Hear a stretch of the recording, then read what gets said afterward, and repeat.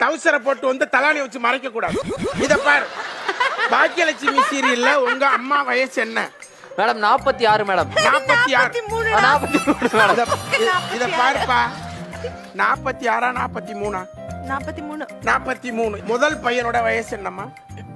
28 aunty. 28 வயசு.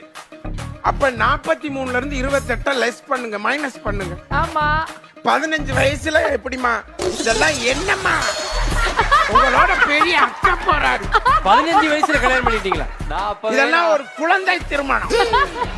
இது தடை செய்யப்பட வேண்டிய ஒரு திருமணம். இது புது திருப்பமா இருக்கு.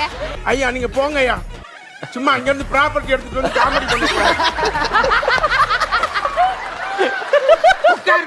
முத டார்ச் ஆஃப் பண்ணுங்க.